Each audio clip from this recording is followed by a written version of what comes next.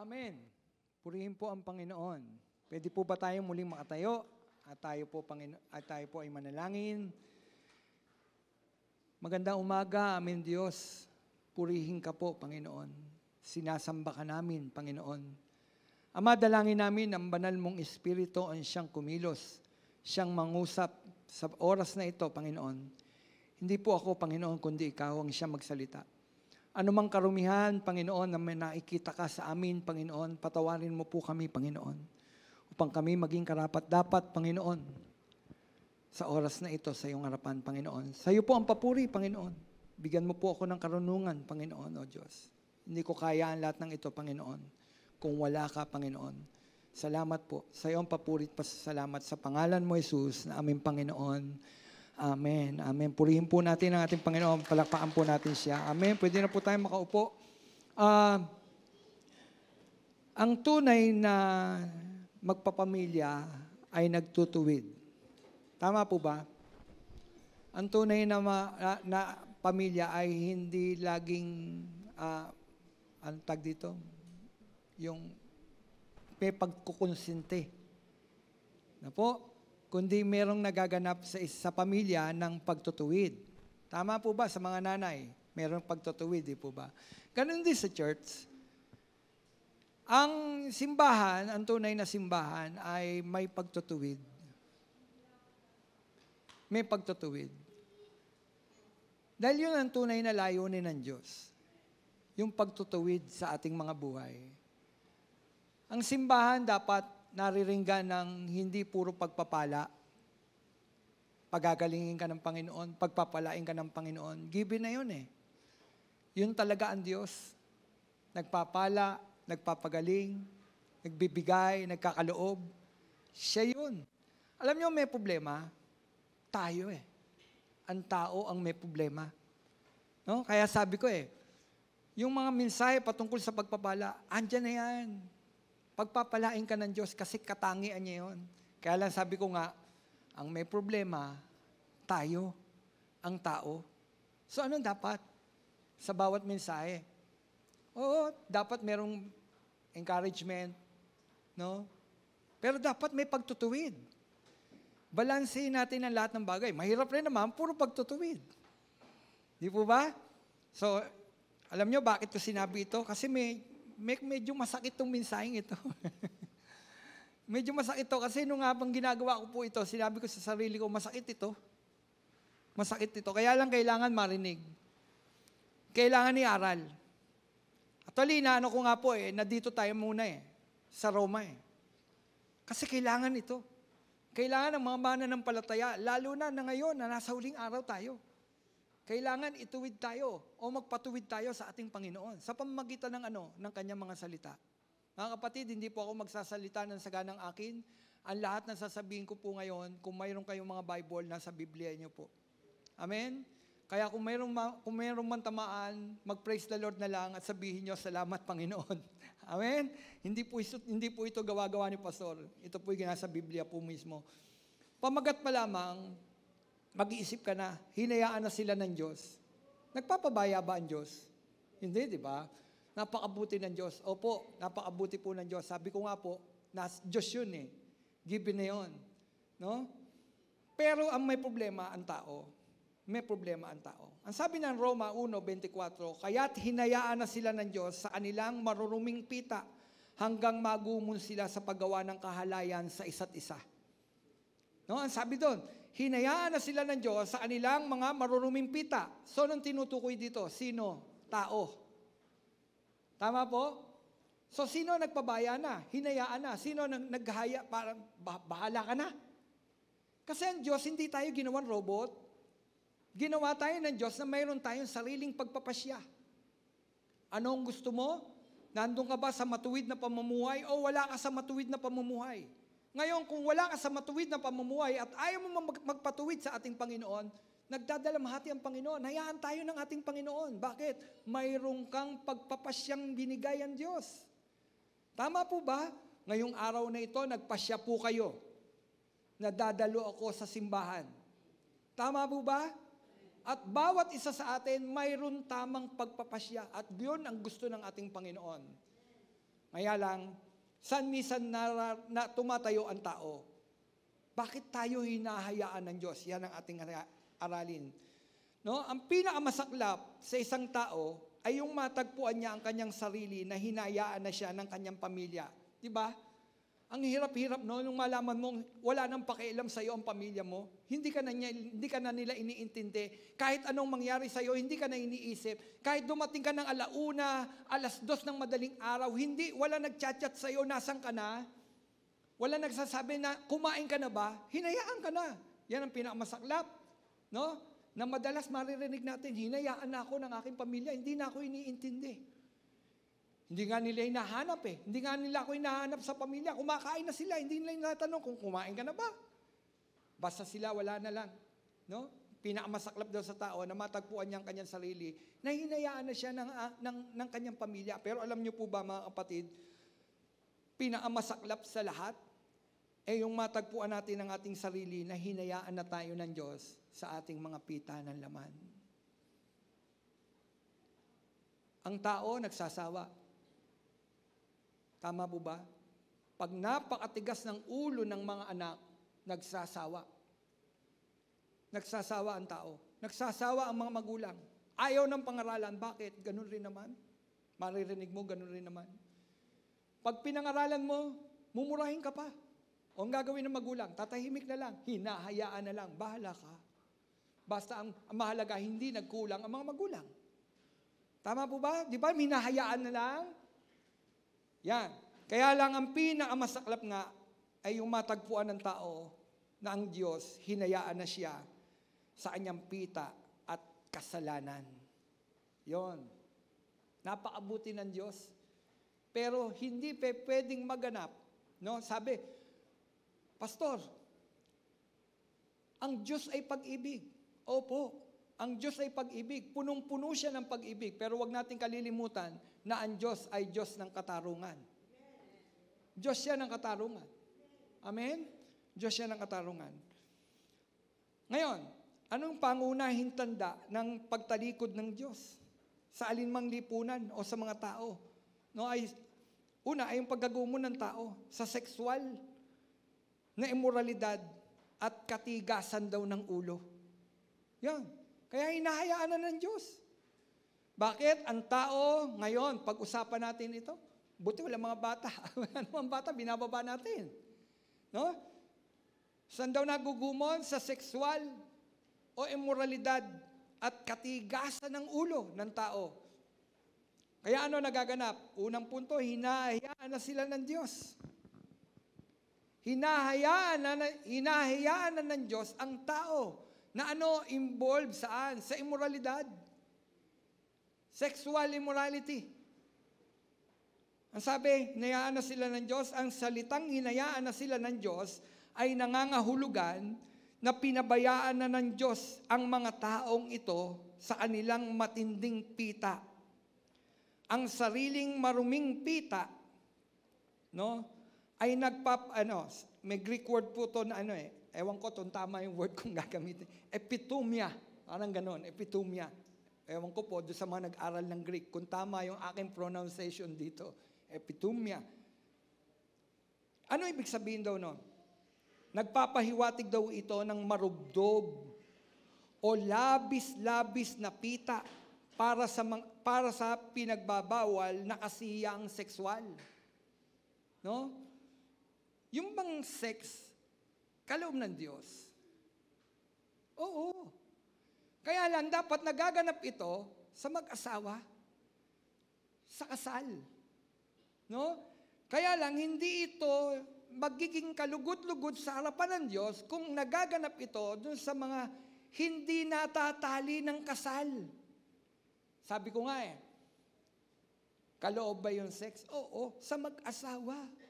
Sa mayroong basbas ng Diyos. Amen? Ang sabi, ano daw yon?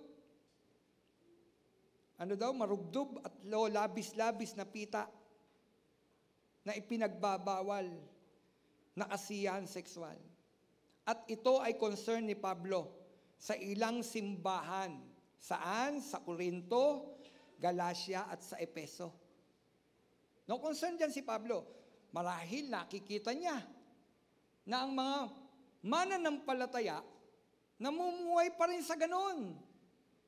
Kaya nga isinulat niya ito.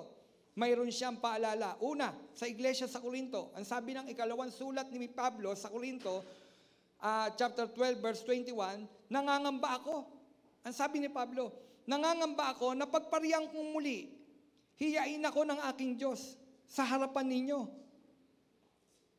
Pag nagkagayon, itatangis ko ang karumihan, pakikiapid, at kahalayang hindi pa pinagsisisihan at tinatalikuran. No, sabi ni Paul yun. Saan? Sa ikalawang sulat niya sa mga taga-Korinto. Mga mananampalataya sa Korinto. Sabi niya, nangangamba ako. Na kapag nariyan ako o dumalaw ako riyan, ay hiyain ako ng Diyos sa harapan ninyo. Pag nagkagayon, sabi niya, iiyak daw niya ito. Iiyak niya. Alin? Ang karumihan. Ang karumihan. Pakikiapid. Ang tanong, nagaganap ba ito maging sa mga mananampalataya? Nagaganap, di ba? Hindi lang ito sa mga hindi mananampalataya. Mga mananampalataya, involved doon. Nasa church. Yun ang mahirap. Na yung nandun ka na sa church, tapos namumuhay ka pa sa ganun. Kaya ang sabi ni Paul sa sulat niya sa ikalawang Korinto, nangangamba ako. Baka mamaya pagliyang ko, pagpunta ko dyan, matagpuan ko ang aking sarili, na hiniya ako ng Diyos. Bakit? Parang ganito, parang nagkulang siya ng pagpapaalala. Bilang pastor, nagkulang ako ng pagtuturo sa inyo. Parang ganun. Kaya ang sabi niya, baka mamaya makita ko na lamang yung karumihan, pakikiapid at kahalayan. Mga hindi pa pinagsisisihan. No? Yun ang unang concern niya. Saan? Sa sulat niya sa Korinto. Sa Galacia, ano ang sabi? Hindi makakaila ang gawa ng laman. Pangangalo niya, karimari-marim na pamumuhay at kahalayan. Anong sulat naman niya sa Efeso 5:3? Ang sabi, kayo yung mga hinirang ng Diyos. So anong sabi? Kayo yung mga hinirang ng Diyos. Kaya't hindi na dapat mabanggit man lamang sa inyong mga usapan ng anumang uri ng pakikiapid, karumihan at pag-iimbot. Ano tingnan ninyo? Sulat niya sa Efeso, ni mabanggit man lang daw sa gitna ng mga kalipunan ng mga mananampalataya, yung salita o yung gawain ganon, dapat wag na. Wag na. Kasi bakit? Una, hindi ka lugod-lugod sa Diyos ang bagay na ito. Amen? Hindi ka lugod-lugod yan. Ngayon, ang mga sulat na ito sa mga mananampalataya ay patuloy na nagpapaalala sa tao na iwasan ang lahat ng uri ng kahalayan at pita ng laman, sapagkat alam ni Pablo ang mga kasalanang ito ay magiging dahilan para pabayaan na ng Diyos ang tao. Sa sarili daw pita nito. At pag nagkaganon, kapahamakan ang dala ng mga bagay na ito sa tao. Yun. Alam ni Pablo. Alam ni Pablo na ano? Kapag ang mga bagay na ito nagaganap sa isang tao o sa isang mananampalataya, alam ni Pablo, hahayaan na siya ng Diyos. Pababayaan ka na ng Diyos. Pag may nagtuwid sa'yo, ayaw mong magpatuwid. Una, tinuwid ka ng pastor. Pangalawa, itinuwid ka ng mga leader. Tapos, sinuwid ka ng mga member. Ayaw mo pa rin. Sige ka pa rin. Hahayaan ka na ng Diyos. Hayaan na ng Diyos. Bakit? Ayaw mo eh. Sabi ko nga una, ginawa tayo ng Panginoon hindi para maging robot. Amen? Alam nyo kung paano tayong ginawa? Ano tayo nakadisenyo? Nakadisenyo tayo upang maging banal. Lumakad ng may kabanalan sa harapan ng Panginoon. Kaya ayaw ng Diyos na makikita. Alin, ang mga ganitong kasalanan, lalo na sa mga mananampalataya, yung mga nasa mundo, talaga nasa mundo yun. Kaya lang kapag ikaw ay mananampalataya, hindi na dapat makita ang bagay na ito. Actually, ang sulat na ito, hindi naman para sa mga, ang mensahe na ito sa Roma, hindi naman ito tinutukoy dito yung mga mananampalataya. Ang tinutukoy dito yung mga tao na hindi pa mananampalataya. Kaya lang nakalulungkot, sabi ko nga, bakit may sulat, may paalala si Apostol Pablo sa mga iglesia, sa Corinto, sa Epeso, di po ba, bakit siya may sulat na ganon? Marahil nakikita. Ang tanong, sa kapanahunan natin ngayon, sa simbahan, mayroon pa rin bang ganon?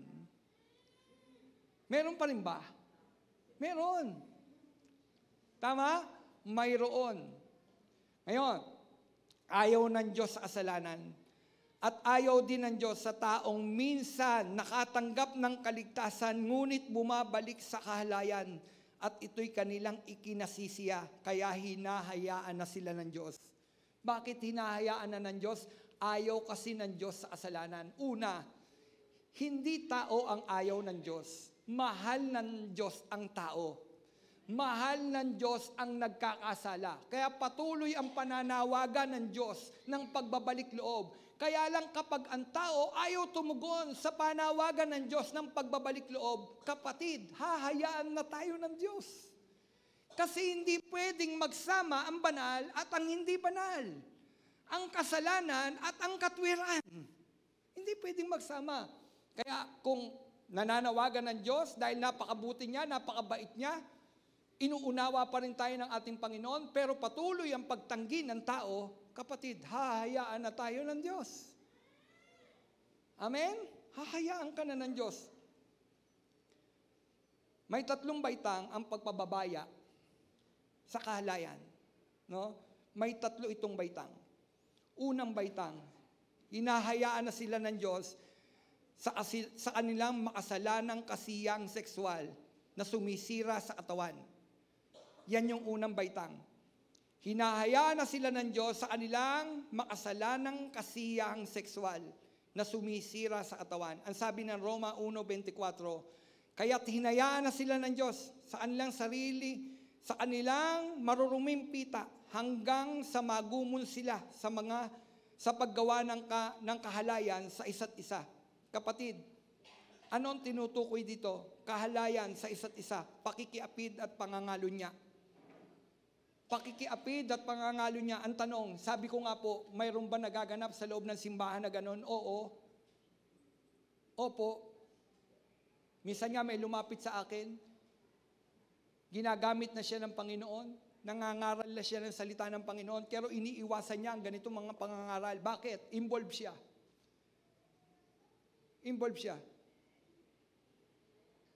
Ang kasama niya, hindi niya asawa. Pero nangangaral siya. Sabi ko, kapatid, iwan mo ang bagay na yan. Alam mo kung ano ang kalooban ng Panginoon.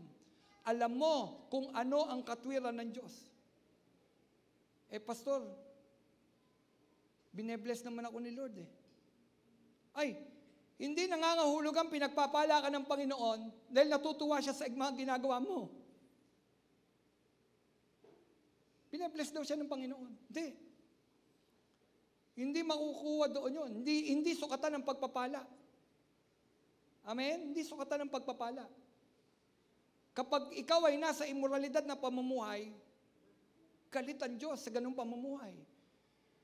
Mahal ka ng Diyos, pero hindi mahal ng Diyos yung ginagawa mo. Yung ginagawa ko, halimbawa, nandun ako, involved ako sa ganung bagay. Kahit nangangaral ako dito, walang kwenta ang pangangaral ko dito. Tama po ba? May anyo kang kabanalan, pero yung loob mo, bulok. Bulok. May anyong kabanalan. Di ba pag nandito, may anyong kabanalan, pero yung nandun sa loob, parang ang sinabi ng Biblia, parang ang libingan. Parang ang libingan na ang loob ay bulok, ang labas ay may pintura, maganda. Yan ang nagaganap sa isang tao o sa isang mananampalataya na kumilala na sa Panginoon tapos namumuhay pa rin sa mga ganung pamumuhay. Kaya nga sabi ko mayroon ba nagaganap na ito sa loob ng simbahan? Mayroon, kaya nga sinulat ito ni Apostol Pablo sa simbahan Kasi bakit? Nakikita. Mayroon pa rin hindi nagsisisi. Mayroon, ang tunay kasing pagsisisi, kailangan pagtalikod. Kapatid, ang tunay na nagsisisi, kailangan makitaan ka ng pagtalikod dun sa dati mong pamumuhay. Yung dating pamumuhay, dati mo na yon. Tama po ba? Dati mo na yon. Kaya lang, ang tunay na nagsisisi, dapat nakikitaan ka ng pag-alis, pagtalikod dun sa mga bagay na dati mong binamumuhay ng may kasiyaan. Dahil hindi mo pa kilala si Kristo. Ngunit nang makilala mo na si Kristo, kapatid, dapat iniaalis mo na yung sarili mo doon sa mga bagay na yon. Bakit? Hindi yun ang kalooban ng Diyos sa iyo. Kapatid, tinawag ka ng Panginoon para maging matuwid sa harapan ng Panginoon. Iniligtas tayo ng ating Panginoon, nilinis tayo ng ating Panginoon. Kaya dapat tayong mga nilinis ng ating Panginoon, panatiliin natin ang ating mga sarili na malinis sa harapan ng Diyos.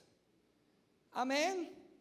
Walang kwenta ang ating paglilingkod kung tayo ay namumuhay pa rin sa imoralidad na pamumuhay.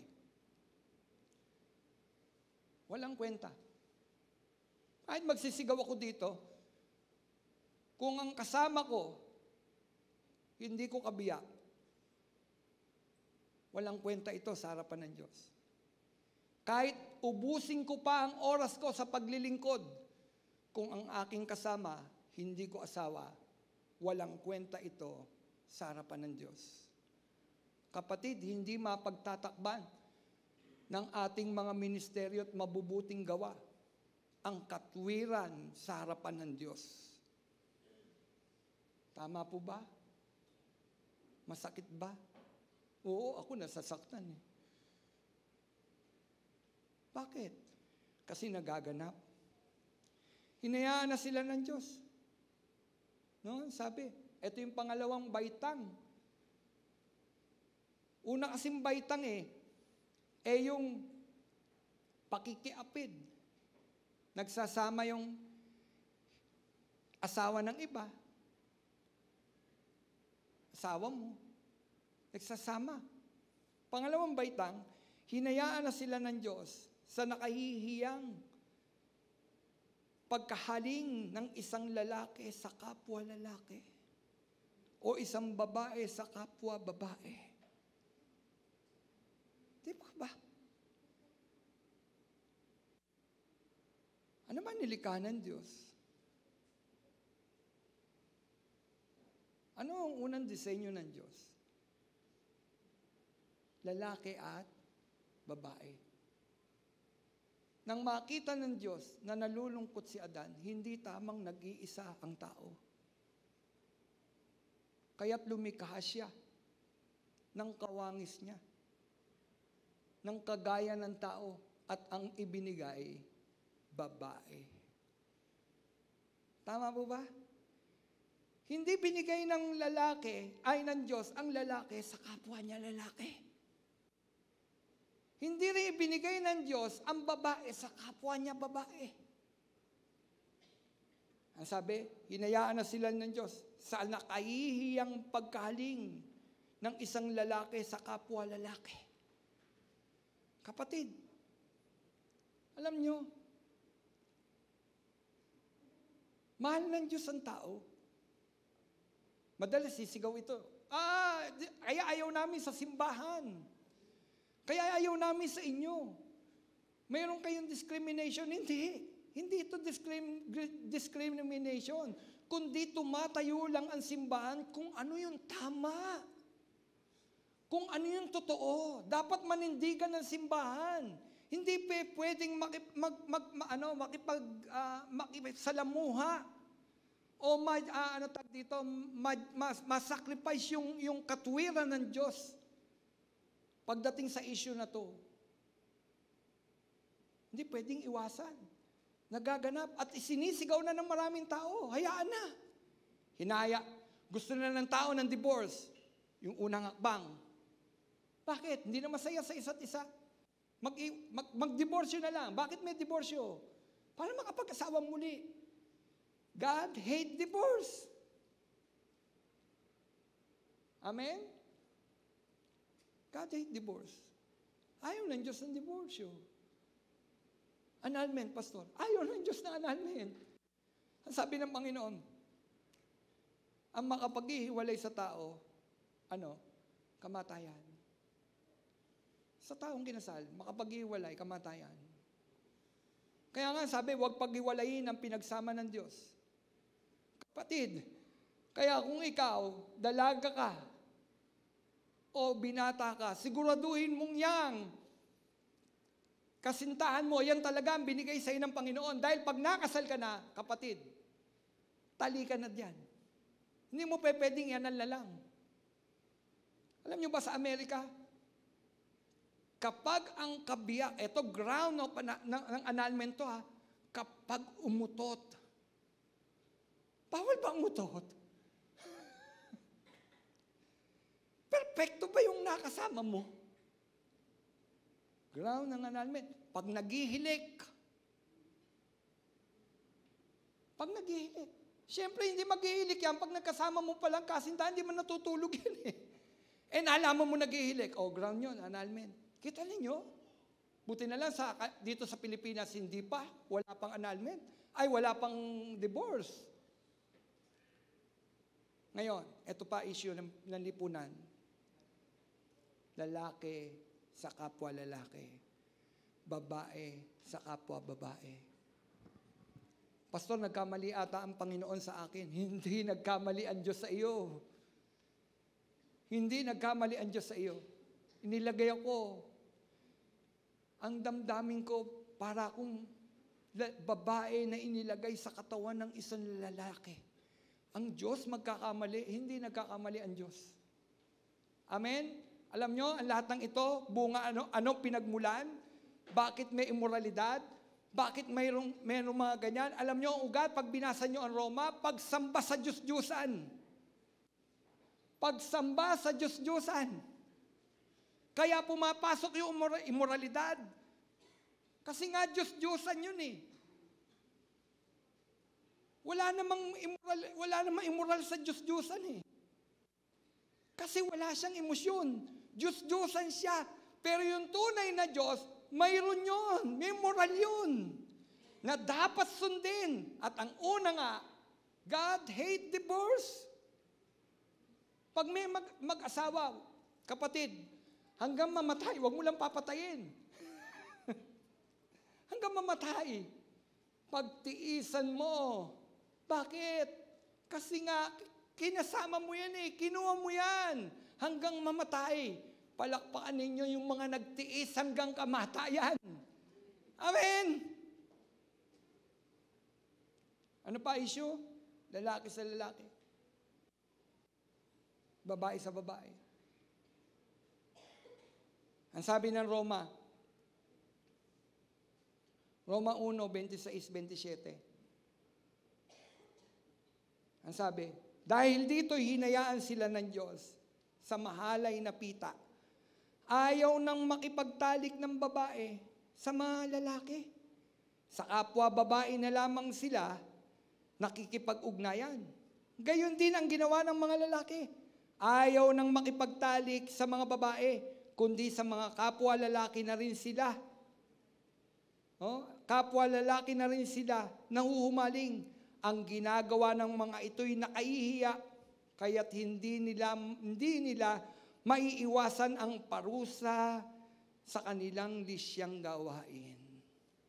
Mayroon bang parusa? Sabi ni Apostol Pablo, kaya't hindi nila maiiwasan ang parusa sa kanilang lisyang gawain. Kapatid, mahal natin ang mga taong ito. Ilapit natin sila kay Kristo. Amen? Hindi ko sinabing iwasan natin sila. Kung meron tayong mga kilalang gano'n, nahuhumaling sa kapwa lalaki, nahuhumaling sa babae siya, nahuhumaling siya sa kapwa babae, ilapit natin sila kay Kristo. Ipanalangin natin sila, wag natin silang pagsawaan. Amen? Ilapit natin sila. Alam kong mahirap ito. Mahirap ito. Sa totoo lang, mahirap po itong binabanggit ko. Kaya lang sabi ko nga, ang totoong simbahan nagtutuwid at kailangan kong ihayag ang bagay na ito. Kailangan ko ba itago ito? Darating ang panahon, yung gusto na lamang ng taong marinig niya ang kanyang pakikinggan. Saan sila pupunta? Doon sa mga pastor na nagpapahayag ng mga mensaheng, mayroong balot ng asukal yung mensahe. Balot ng pagpapala, balot ng ay unawa ka ni Lord. O nawa tayo ni Lord, kaya lang kailangan lalakad tayo sa katwiran ng Diyos. Kapatid, katwiran ba ng Diyos ang mga bagay na ito? Ang lalaki ba ay dapat sa kapwa lalaki? Hindi. Ang lalaki binigayan sa babae. Ang babae ibinigay sa lalaki. Amen? Ngayon, mahal natin sila. Anong dapat natin gawin? Ilapit natin sila sa Panginoon. Amen? Lapit natin sila sa Panginoon. Hindi ito pagkundina. Kailangan tumayo ang church. Kailangan tumayo ang church.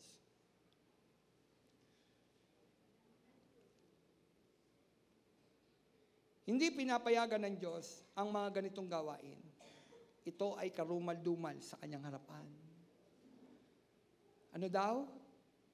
Karumal-dumal sa kanyang harapan. Kapatid,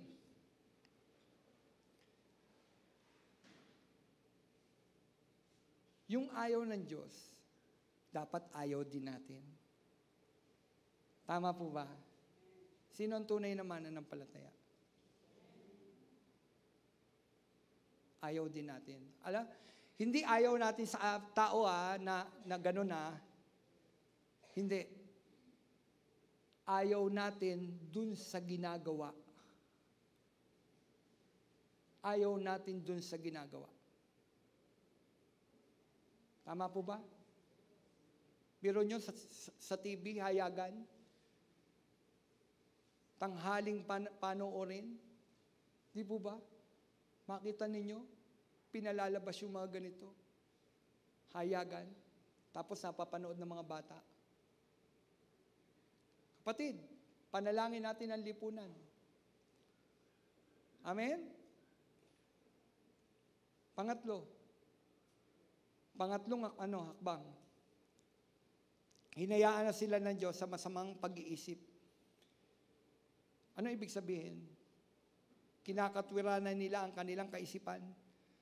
Ang di matuwid na gawain at sila ay patuloy na abala sa kasamaan, sa kasiyahan, sa kasalanang sexual. Pinangangatwiranan. Yun ang pinakamahirap, yun yung pinakamahuli na baitang, yung pinangangatwiranan mo. Yung halimbawa, yung nandun ka sa ganun, tapos nakakaramdam ka pa rin, hindi ito kalooban ng Diyos, okay pa yun nakukonsensya ka pa. Pero yung pinangangatwiranan mo na, yung ginagawa mo, yun ang pinakamahirap sa lahat. Kapatid, yung pinangangatwiranan mo pa, yung nagagawa mo, yun ang pinakamahirap sa lahat. Ang sabi ng verse 28 ay ganito, pagkat ayaw nilang kumilala sa Diyos, hinayaan na sila ng Diyos sa kanilang masamang pag-iisip at sa mga di tumpak na asal. Yun ang sabi, hinayaan na sila ng Diyos. Ang tatlong baitang na ito ay makikita sa mga taong tumanggi sa katotohanan ng kapahayagan ng Diyos at nagaganap, at naghahanap ng kasiyahan at naghahanap ng kasiyahan sa kalapastanganan. Ang sabi ng verse 18, nahayag mula sa langit ang puot ng Diyos laban sa lahat ng kalapastanganan at kasamaan ng mga taong suwail sa katotohanan sa pamamagitan ng kanilang kasamaan. Yan ang sabi. Nahayag mula daw sa langit ang puot ng Diyos. Tanong, napupuot ang Diyos sa ganon? Oo. Kasi hindi diyan dinisenyo ng Diyos ang tao. Ulitin ko, hindi dinisenyo ng Diyos ang tao sa sexual na immoralidad. Hindi yan disenyo ng Diyos. Dinisenyo ng Diyos ang tao na maging tapat sa kanyang kabiyak. Ano? Dinisenyo ng Diyos ang lalaki na maging tapat sa kanyang asawang babae. Ganon din si babae, kailangan maging tapat sa kanyang asawang lalaki. Kapatid, wag nating hayaan na tayo ng Diyos sa ganitong bagay. Na mamuhay na lang tayo sa ganon. Meron pa nga, ikinikwintas . Ano yung kwinikwintas? Ipinagmamalaki. May nakasabay ako sa jeep. Pagsakay ko, dalawang babae nag-uusap. Uy, yung bang cellphone mo, iniiwan mo, huwag mong iiwan. Chismoso si pastor, ano? Kaya lang, ang lakas nila mag-usap. Ganyan ako, sabi ko, alam ko na yan. Dati ko dyan eh. Alam ko na yan. Uy, huwag mo iiwan. Sabi naman nung kausap niya, hindi, pati sa CR, dala-dala ko. Kita niyo, kinikwintas. Ang alin? Yung pangangalo niya, pakikiapid. Babae. Sabi niya, hindi ko iniiwan ng cellphone ko. Lagi kong hawak. Kita niyo, kinikwintas. Tanong, gusto ba ng Diyos yun? Hindi. Kapag ka ikaw, asawa kang babae, maging tapat ka sa asawa mong lalaki. Mga lalaki, yan ha. Kung yung babae, maging tapat ka dyan. Sa lalaki, maging tapat ka sa asawa mong babae. At yan ang disenyo ng Diyos sa iyo. Pagka ganon, malulugod ang Diyos sa iyo. Amen? Pero kapag ka ikaw lumihis ka sa katwiran ng Diyos, hahayaan ka na ng Diyos. Oo, may gagamitin ng Diyos na itutuwid ang buhay mo, pero kapag ayaw mo, hahayaan ka na ng Diyos. Pababayaan ka. Saan? Sa ginagawa mo. Ayaw mong magpatuwid, ayaw mo, nagagalit ka pa, pinangangatwiranan mo pa yung gawang mali, hahayaan ka na ng Diyos. Kapatid, mayroon ba nangangatwiran pa sa gawang mali? Oo, may nangangatwiran. Ginagamit naman ako ni Lord, ha? Nagagamit naman niya ako. Pinangangatwiranan. Meron pa nga eh. Ako lang ang nakapagpabago sa kanya, pastor. Opo. Yung dati namin pastor noon, may kinausap siya, ganun ang ano. Pero nyo, hindi siya, parang ganito. Hindi siya iiwan niya yung isa, may kapalit. Iiwan niya isa, may kapalit. Kinausap ni pastor. Kinausap niya. Tapos ang sabi niya, sabi ni pastor ganito, sabi ng pastor, papiliin kita.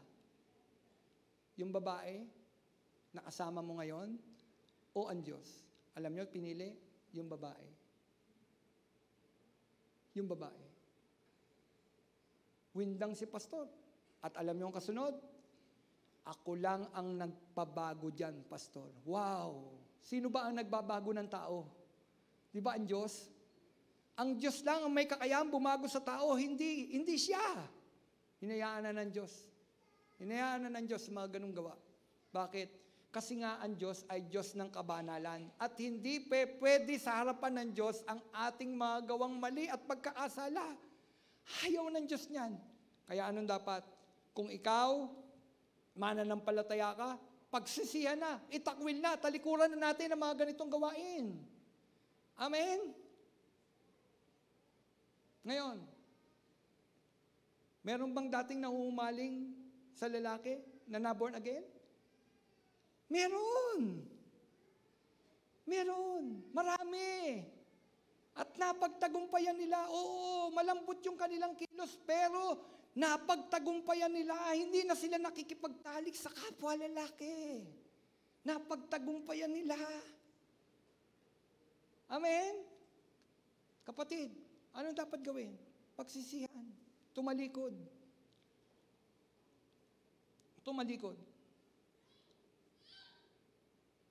Sabi, ang alinmang bansa na binigyan ng katwiran, kasi nga nangangatwiran pa iba eh, pero meron bansa. Ang alinmang bansa na binibigyang katwiran, ang pagkahumaling ng mga lalaki sa kapwa lalaki o ng babae sa kapwa babae bilang katanggap-tanggap na uri ng pamumuhay ay nasa huling baitang na ng kabulukang moral. Tingnan nyo, marami ng bansa pumapayag ikasal ang kapwa lalaki ang lalaki sa kapwa lalaki. Ang babae sa kapwa babae. Payag na. At dito sa Pilipinas, may nagkakasal na. May nagkakasal na. Born again pa nga eh. Born again pa. May nagkakasal na. Kita nyo, ang sabi, kapag ka alinmang bansa o lipunan na binibigyang katwiran ang pagkahumaling ng mga lalaki sa kapwa lalaki, babae sa kapwa babae, nandun na sa huling baitang ng pagkabulok ng moral. Kapatid, bulok na ang moral. Bulok na ang moral. Maraming pamilya, bulok na yung moral. Hindi na pinag-uusapan yung morality. Dati napakahalaga nun. Napakahalaga nun. Di po ba sa mga nanay at tatay natin noon, pag sinira natin ang pangalan nila, di po ba? Sinira mo ang pangalan natin. Sinira mo ang pangalang Enriquez. Di po ba? Kita nyo, dati pinahalagahan yung moral. Kapatid, ngayon, pinahalagahan pa ba yung isyong moral? Maraming tahanan, hindi na pinahalagaan ng isyong moral. Pero dapat sa mga mananampalataya, tunay na mananampalataya ni Kristo, pinahalagaan natin ang usapang moral. Kung ano yung matuwid sa harapan ng Diyos. Amen? Kapatid, diyan ka din sa inyo ng Panginoon. Hanggat may panahon, magsisi ang tao sa kasalanang moral. Sa kasalanang immoral. Ngayon, etong maganda. Alam natin, ngayon, sabi ko nga, mayroon dalawang layunin kung bakit hinahayaan na ng Diyos. Kasi yun ang tanong, hinahayaan na ng Diyos? Talaga, hindi ba mamagmahal ang Diyos? Hinayaan na ng Diyos ang mga di matuwid, no? Hinayaan na ng Diyos ang mga di matuwid sa kasalanan. Hihayaan na daw. Ang sabi, una, bakit hahayaan? Upang pahintulutan ang kasalanan at ang mga bunga nito na mapabilis bilang bahagi ng kahatulan. May paghatol kasi. Kaya hinahayaan na lang. Upang mapabilis. Upang mapabilis. Ang sabi, nalalaman natin, makatarungan ang hatol ng Diyos laban sa mga gumagawa niyon. Roma 2. No? Tiyatin Roma 2. Roma 2, verse 2 rin. Ang sabi, nalalaman natin, yon, makatarungan ang hatol ng Diyos laban sa mga gumagawa niyon. Kapatid, makatarungan ng Diyos. Yun yung sabi ko eh. Bagamat siya Diyos ng pag-ibig, pero Diyos siya ng katarungan. Diyos siya ng katarungan. Huwag natin iaalis yung Diyos siya ng katarungan. Mapagmahal ang Diyos. Mahal tayo ng Diyos. Ano man tayo, sino man tayo, sinuka man tayo ng lipunan, anumang uri ng pagkatao mayroon tayo, mahal ka ng Diyos. Kaya lang huwag natin aalisin yung salitang katarungan sa harapan ng Diyos. Kapatid, Diyos siya. Kung iniisip natin kung ano yung ating, yung karapatan, kasi sinisigaw natin yung karapatan natin eh. Ito yung karapatan natin, ito yung karapatan pantao namin. Dapat irespeto nyo ito. Kapatid, dapat iniisip din natin kung ano yung karapatan ng Diyos. Tama? Huwag nating iisipin yung karapatan mo lang. Iisipin natin ano ang karapatan ng Diyos. Tanong, mayroon bang karapatan ng Diyos sa bawat tao? Oo, dahil siyang manlilikha. Nilikha ka ng Diyos, kaya't lahat ng karapatan nasa Diyos. Kapag lumihis ka sa katwiran ng Diyos, mayroong kaparusahan. Bakit? Ang sabi, anong tinanim mo, siyang aanihin mo. Tama po ba yun? Sinabi yan ng Diyos, anong tinanim mo, aanihin mo. Nagtanim ka ng masama, aani ka ng masama. Nagtanim ka ng mabuti, aani ka ng kabutihan. Yan ang katwiran ng Diyos. Hindi pwedeng nagtanim ka ng masama, aani ka ng mabuti. Hindi ganon. Ang batas, no? Ang batas ng Diyos ay ganon. Kung ano yung tinanim mo, aanihin mo yan. Aanihin mo yan. Gusto ba nating umani ng masama? Minsan may, sabi sa akin, pastor, ito yung buhay ko noon eh. Inaani ko na yung, may consequence kasi. Sabi ko sa kanya, ganito, lumakad ka ng matuwid sa harapan ng Diyos ngayon. Hayaan mong anihin natin yung mga naitanim nating masama noon. Kasi nga aanihin. Pero ang mahalaga doon, pinatawad ka na ng Panginoon. Pero darating yung consequence. Yung bunga ng lahat ng mga itinanim mong masama, hayaan mong dumating. Hayaan mo lang. Basta ngayon, nakilala mo na si Kristo, habang inaani mo yung gawang masama, ani, doon sa nagawa mong masama, dumadating, magtanim ka ng mga bagay na mabubuti. Yung alam mong kalooban ng Diyos at susunod nun, nang aanihin mo na yung mga bagay na mabuting itinanim mo dahil yun ang kalooban ng Diyos. Amen? Hayaan mo lang. Nung nagbalik loob ako sa Panginoon, dahil nagkasala ako, inani ko ang lahat. Inani ko ang lahat. Ang sabi ng tao, inani ko. Masamang tao yan. May kasamaan pala yan. Si Belia pa nga nasasaktan para sa akin Walang ya pala yan. Kala ko born again yan. Tatay niya, nanay niya, pastora. Bakit ganyan? Tapos naririnig ni Belia, walang ya ka daw. Totoo naman Sabi ko, Belia, totoo naman. Hayaan natin. Sabi ko, hayaan mo lang.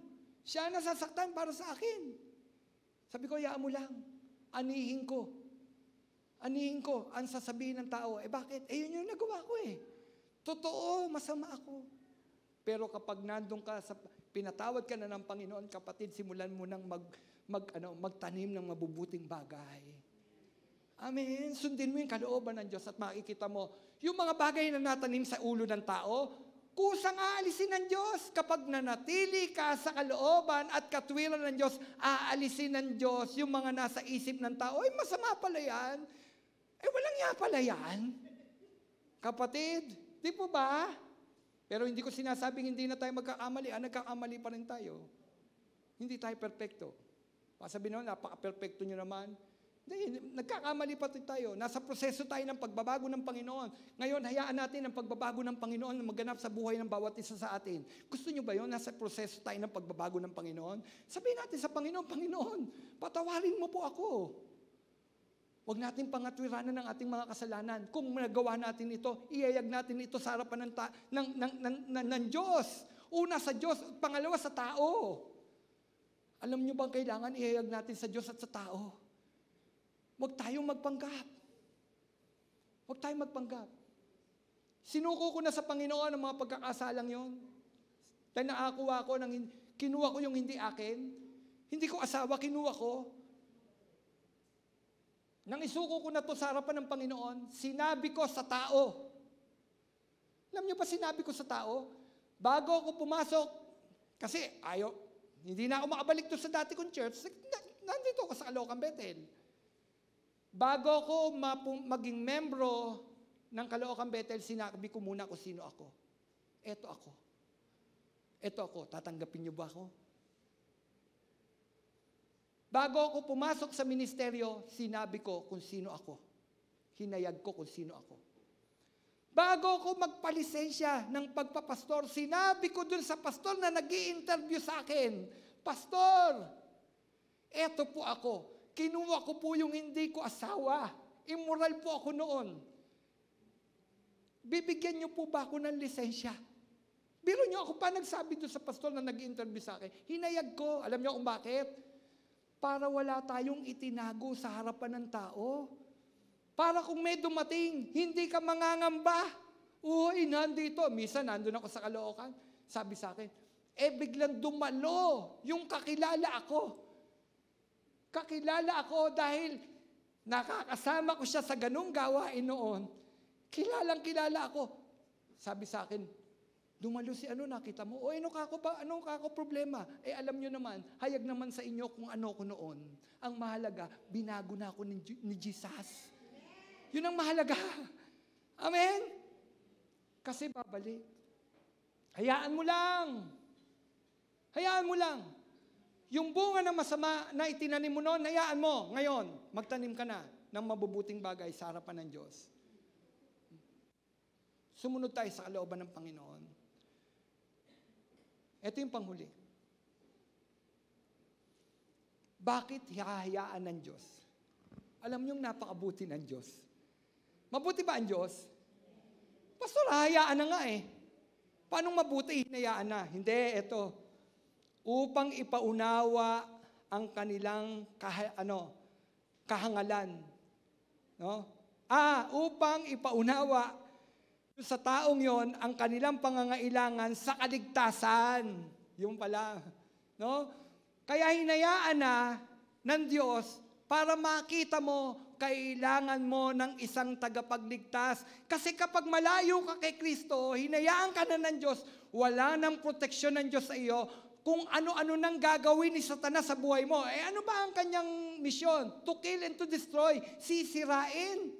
Sisirain una ang pamilya mo, sisirain ang buhay mo kapag malayo ka kay Kristo. Ngayon, pag natagpuan mo na sinira na ng dyablo ang buhay mo, maiisip mo, kailangan ko si Kristo ang tagapagligtas. Parte pa rin ng hinayaan tayo ng Diyos, yung pag-ibig ng Diyos sa atin, na makita natin, kailangan pala natin si Kristo. Kapatid, kailangan ng tao si Kristo. Amen? May kanta nga eh. People need the Lord. People need the Lord. Ano daw ang kailangan ng tao? Ang Panginoon.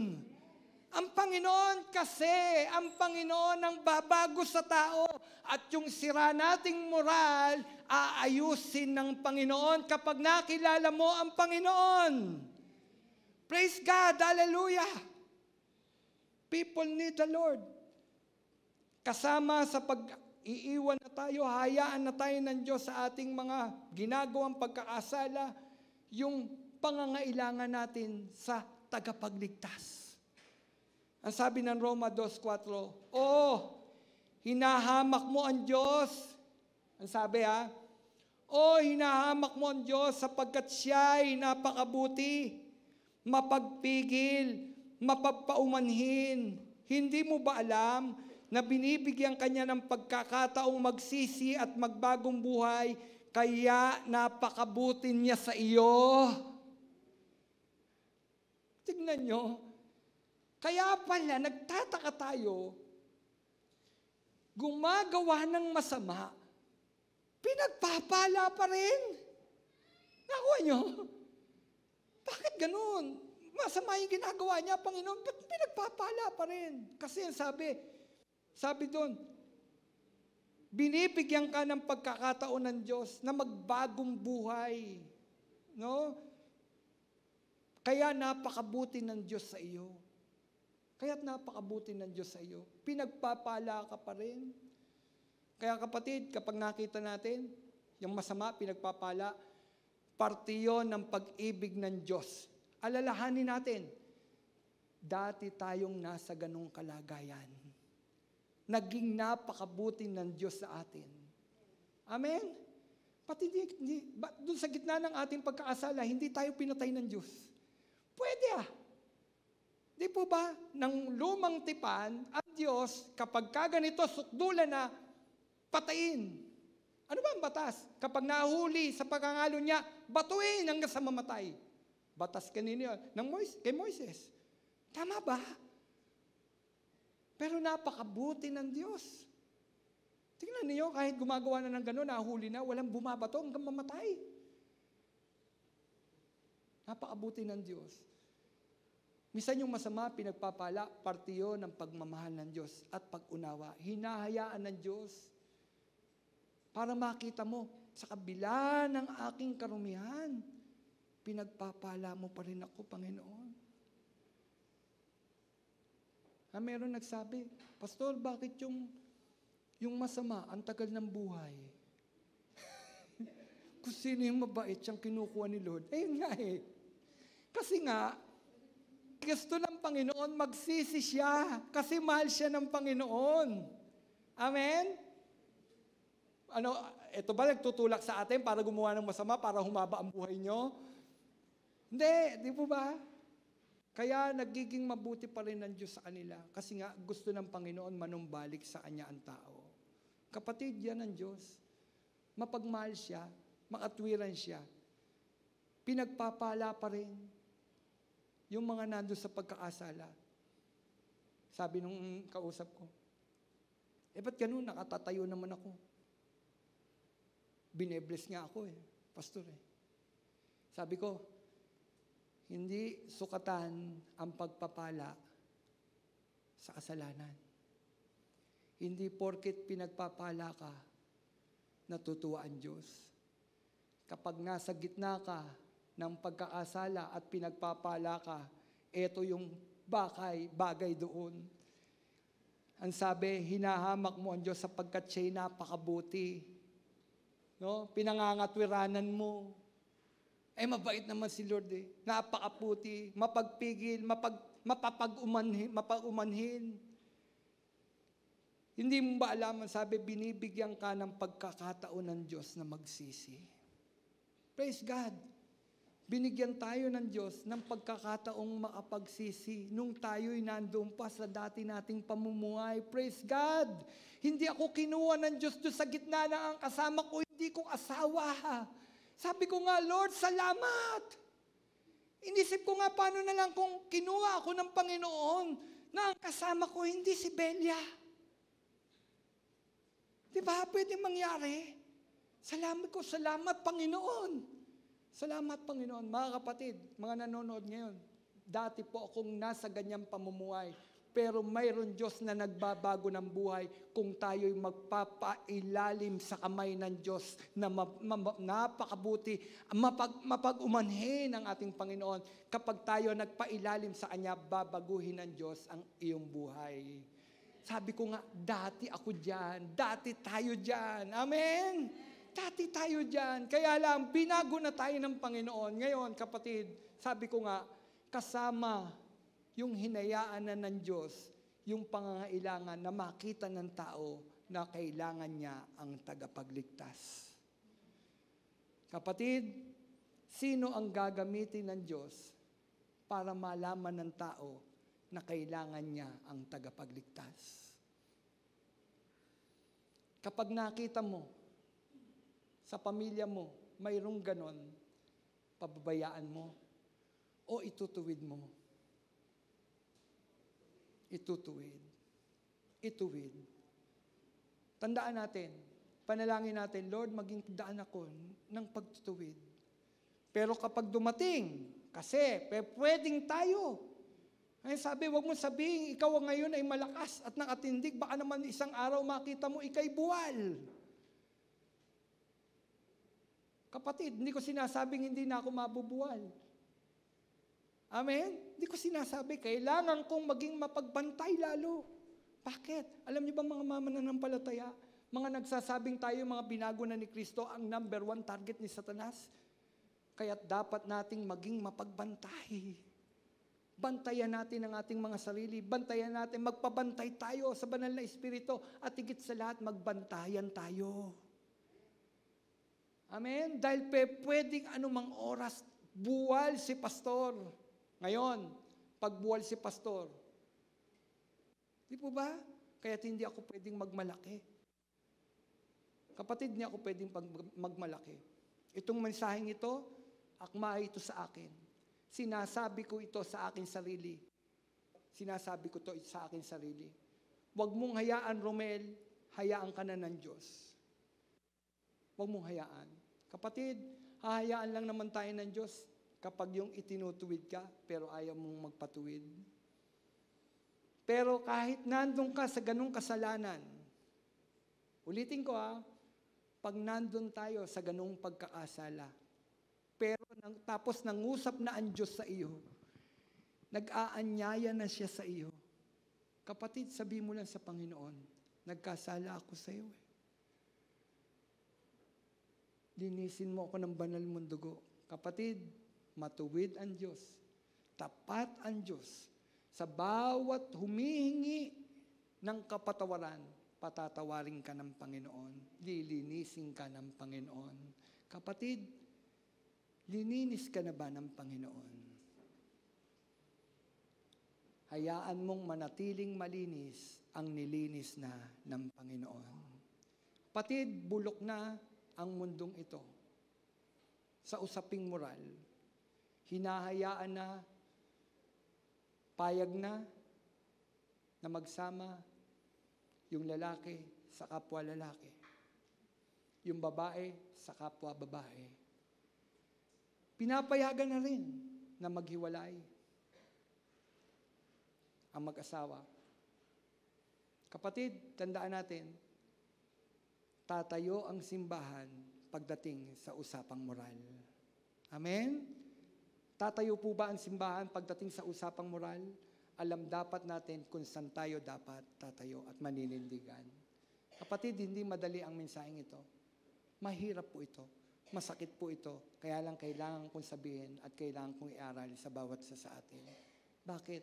Kasi yan ang katwiran at moral ng Diyos. Kapatid, mahal ka ng Panginoon.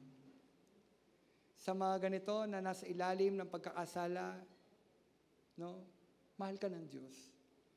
At babaguhin ka ng Diyos. Ulitin ko, dati ko dyan, pero binago ko ng Panginoon.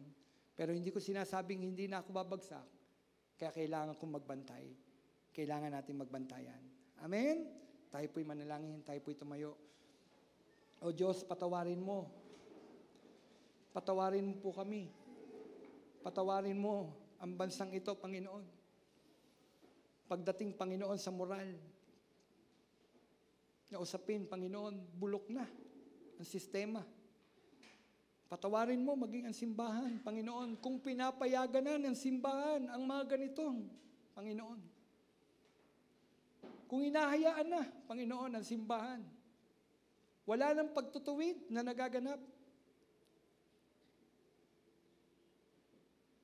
Panginoon, Diyos ka ng pag-ibig, pero Diyos kang makatarungan. Hindi mo ibig na namumuhay ang iyong mga anak sa kasalanan.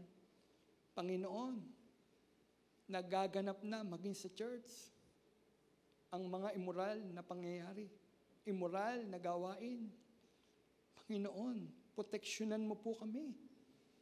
Proteksyonan mo ang aming mga anak, Panginoon. Proteksyonan mo ang mga leader, Panginoon. Proteksyonan mo ang pastor, Panginoon. Mga tao po kami, Panginoon. Ang mga member, Panginoon. Proteksyonan mo po kami ng banal mong Espiritu, Panginoon. Dahil pwede kaming mahulog, Panginoon, sa mga ganon, Panginoon. O Diyos, wag po nawang humantong, Panginoon, na makita namin ang aming mga sarili, Panginoon, na pinangangatwiranan na namin, Panginoon, ang mga lisyang gawa, Panginoon. Yung mga bagay na hindi nakalulugod sa iyo. Dahil may masasaktan, Panginoon. Wag, Panginoon, wag. Tumayo, Panginoon, ang mga mananampalataya, Panginoon, kung ano yung katwiran mo, Panginoon. Madalas ka namin nasasaktan, Panginoon. Iniisip namin kung ano sasabihin ng tao, pero hindi namin iniisip kung ano yung sasabihin mo. Dahil natatakot kami, masaktan namin yung aming mga kaibigan, yung aming mga kapamilya, Panginoon, na nandoon sa ganong gawain, Panginoon. Panginoon, hindi namin sinasabi, Panginoon, na kami perfecto at malinis na, Panginoon. Magkakasala pa rin kami, Panginoon, dahil narito kami, Panginoon, sa gitna ng mundong ito, na punong-puno ng pagkakasala, punong-puno ng kabulukan, Panginoon. O Diyos, tulungan mo kami, Panginoon. Tulungan mo ang bawat mananampalataya, Panginoon, tumayo sa katwiran, Panginoon, kung ano yung gusto mo, hindi kung ano yung gusto ng tao, Panginoon. Ama, tulungan mo kami, Panginoon. Bisa nahayaan na lang kasi yun ang breadwinner, Panginoon. Lord, tumayo kami, Panginoon. Tumayo kami kung ano yung katwiran mo, Panginoon. Ituwid namin kung ano yung dapat ituwid. At kung kami naman, Panginoon, ay dumating sa mga ganong pagkakataon, o Diyos, matagpuan nawa namin ang aming mga sarili, Panginoon, na handa kaming magpatuwid, Panginoon, at hindi namin ikasiya, Panginoon, ang gawang masama, Panginoon. Ama, tulungan mo kami. Tulungan mo ang bawat mananampalataya, Panginoon, na nasa huling araw na ito, Panginoon, lalala pa, Panginoon. lalala pa ang kalagayan, Panginoon, o Diyos ng tao, Panginoon. Hindi na pakikinggan ang mga bagay na matuwid sa iyong harapan. Makikinig na lamang ang tao, Panginoon, doon sa mga gusto nilang pakinggan, Panginoon. Ayaw na ng pagtutuwid, Panginoon. O Diyos, nasa huling araw kami, patatagin mo kami, Panginoon. Patatagin mo ang aming mga pananampalataya, Panginoon. Patatagin mo, O Diyos. Salamat po, Panginoon. Tulungan mo kami, O Diyos. Ama, magiging matatag lang kami kung nasa kamay kami ng isang mapag-ingat na Diyos. Proteksyonan mo, Panginoon, ang aming mga pamilya. Sige po, bawat isa, manalangin po. Manalangin ang bawat isa. Hindi ligtas kay Satanas ang ating mga pamilya. Sisirain ni Satanas ang ating mga pamilya. Sinisira na nga eh. Sinisira na. Ngayon kung sinisira na, napupunta na doon sa pagkabulok ng moral. Anong gagawin natin? Tumayo tayo, mga kapatid. Tumayo tayo. Magsama-sama tayo. Hallelujah. Panalangin natin ang ating mga pamilya. Panalangin natin ang ating mga anak. Kailangan nila ng pag-unawa. Unawain natin sila. Pero ituwid natin sila, mga kapatid. Ituwid natin sila. Hallelujah. O Diyos, alam ko po, Panginoon, na matalim ang mensaheng ito, Panginoon. Masakit ang mensaheng ito, Panginoon. O Diyos, dalangin ko sa pamamagitan ng banal mong Espiritu, Panginoon. O Diyos, gagawa ka, Panginoon, sa bawat taong makakarinig ng mensaheng ito. Hindi yung pagiging masakit ang makita nila, kundi ang makita, Panginoon, yung pag-ibig mo, Panginoon, sa taong nagkakasala, Panginoon. Yung pag-ibig mo sa amin, Panginoon, ang makita. O Diyos, ang tunay na nagmamalasakit ay yung nagtutuwid. Yung nagtutuwid. At ikaw, o Diyos, ang unang nagtutuwid sa tao, Panginoon. Dahil Diyos kang nagmamahal, Diyos kang umiibig, at hindi mo ibig na ang tao ay mapunta sa apoy ng impyerno, Panginoon. Kaya nga, Panginoon, salamat. Mayroon kaming Diyos na tulad mo, mapagmahal, punong-puno ng pag-unawa, pinagpapala pa rin kahit nasa gitna ng pagkakasala dahil binibigyan mo kami ng pagkakataong makapagsisi sa aming mga kasalanan. Panginoon, tulungan mo po kami. Tulungan mo kami na makita namin ang kabutihan mong ito, Panginoon. Binibigyan mo kami ng pagkakataon upang kami ay makapagsisi. O Diyos, salamat po. Salamat po. Ingatan mo ang aming mga anak. Ingatan mo ang aming mga pamilya. Ingatan mo, Panginoon. At kung mayroong pagkakasala, hinihingi namin ng tawad sa iyo, Panginoon. O Diyos, ang pamilya ko po, hindi perpekto. Hindi po kami perpekto, Panginoon. May pagkakasala, Panginoon. Kaya inilalapit ko sa iyo, Panginoon. Patawarin mo kami. Salamat po, Panginoon. Salamat po. Napakabuti mong Diyos. Napakabuti mong Diyos. Maghari ka, Panginoon, sa bawat isa sa amin. Maghari ka sa aming mga tahanan, Panginoon. Maghari ka, Panginoon, sa lugar na ito, Panginoon. Maghari ka sa bansang Pilipinas, Panginoon. Maghari ka, Panginoon, sa buong daigdig, Panginoon. Ama, malapit ka nang bumalik, Panginoon.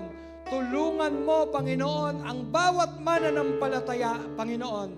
Titindig kami kung ano ang katwiran ng Diyos, kung ano ang katwiran mo, at hindi ang katwiran ng tao, Panginoon. Hindi kung ano ang nakararami, Panginoon, ang aming titignan, kundi titignan namin, Panginoon, kung ano ang kalooban mo, O Diyos. Sa iyo ang papuri, Panginoon. Sa iyo ang pagsamba. Matagpuan mo nawa ang bawat isa sa amin sa muli mong pagbabalik, Panginoon, na kami, Panginoon, ay kalugod-lugod sa iyong harapan. Nananatili, Panginoon, sa aral mo, nananatili sa katwiran mo, O Diyos. May kabanalan sa harapan mo, Panginoon. Salamat, Panginoon. Sa iyo ang papuri, sa iyo ang pagsamba, sa pangalan mo, Jesus, na aming Panginoon. Amen. Amen. Palakpakan.